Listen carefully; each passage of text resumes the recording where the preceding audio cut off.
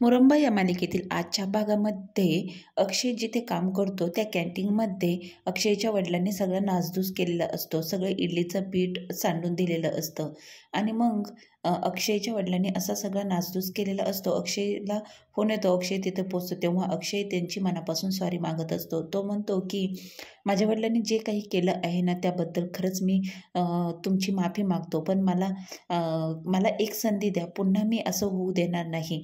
तेव्हा त्या कॅन्टीनमधले स्टाफ जे असतात ते म्हणतात की आता आमच्या माणसांनी त्यांना वेळेवर घरी पोचवलेलं आहे, पण त्यांनी हा सगळा नासधूस केलेला आहे. आता आपण मुलांना काय देणार आहोत नाश्त्यामध्ये. तेव्हा अक्षय म्हणतो की तुम्ही मला एक संधी द्या, 1 तास द्या, मी सगळं काही मॅनेज करतो आणि जे काही थोडंफार ढोकळा इडली, थोडीशी इडलीचं पीठ आहे, ढोकळा बनवतो, रवा ढोकळा बनवतो, पण मी मुलांना वेळेवर सगळा नाश्ता पोचवतो, असं अक्षय त्यांना सांगत असतो. आणि अक्षय त्यांची मनापासून माफी मागतो आणि मग अक्षयला ते म्हणतात की मला खरोखर देवधर तुमची खूप दया येते आणि तुमच्या मुलांकडे बघून आणि तुमच्याकडे बघून मी तुम्हाला एक संधी देण्यासाठी तयार आहे. तर अक्षयला एक संधी मिळते आणि अक्षय त्या संधी घेतो आणि कामाला लागतो. पटपट सगळं तयार करायला घेतो.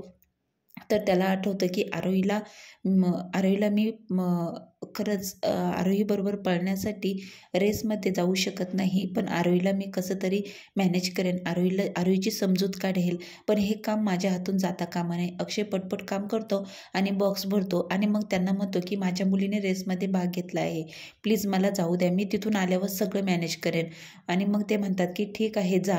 पण तिथे आरोहीची स्पर्धा चालू झालेली असते आणि आरोही इकडे स्पर्धेसाठी उतरलेली असते. तर रमा बघते आरोहीबरोबर पळण्यासाठी कोणीच नाही आहे. तर रमा म्हणते खरंच या मुलीबरोबर पळण्यासाठी कोणीच नाही आहे. तेव्हा रमा तिथे जाते आणि रमा आरोहीची साथ देते आणि म्हणते की मी तुझी पॅरेंट्स बनवू शकते. आणि मग आरोही रमासोबत भाग घेते आणि रमा आरोहीला साथ देते पळण्यासाठी. रेस सुरू होते आणि पळण्याला सुरुवात होते. तर मध्ये अक्षय तिथे पोचतो. तेव्हा अक्षय म्हणतो ही आरोही कुणासोबत पळत आहे, कुणाचा हात धरला आहे आरोहीने.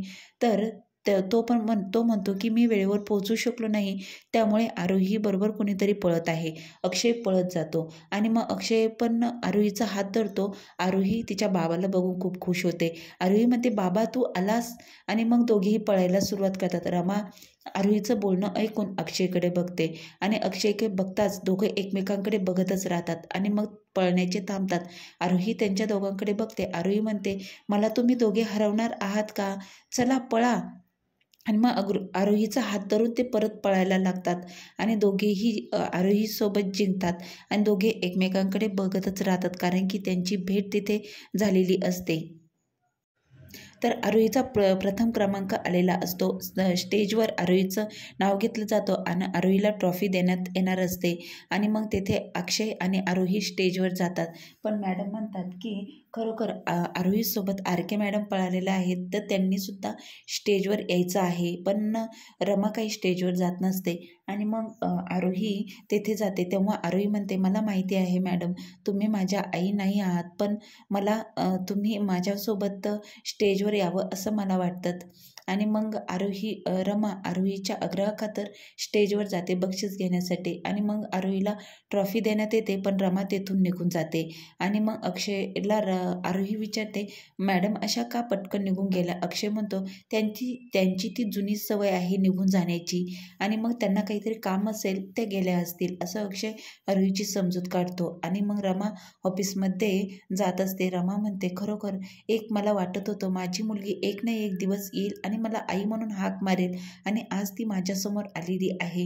हे बघून रमाला खूप आनंद झालेला असतो. तर इकडे अक्षयच्या वडिलांना कळतं की RK मॅडम म्हणजेच रमा आहे.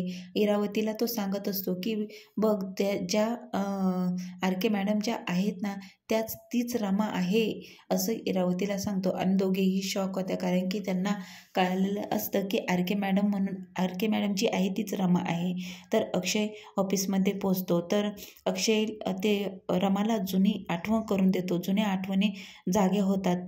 काय काय झालं होतं, कशी की रमा त्याच्या लाईफमधून निघून गेलेली असते. ह्या जुन्या आठवणी सगळ्या जाग्या होतात. तेव्हा अक्षय म्हणतो, माझ्या आयुष्यामध्ये मी तुला कशाची जागा ठेवलेली नाही आहे. आणि मग रमा म्हणते की मी तुमच्या लाईफमध्ये पुन्हा येणार नाही, त्याची काळजी करू नका तुम्ही, असं ती रमा अक्षयला सांगत असते. आता आरोहीमुळे रमा आणि अक्षय पुन्हा एकत्र येतील का? असेच नवनवीन भाग बघण्यासाठी चॅनल लाईक आणि सबस्क्राईब करा.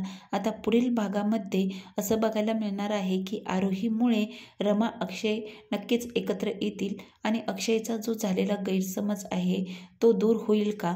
तर असेच नवनवीन एपिसोड बघा.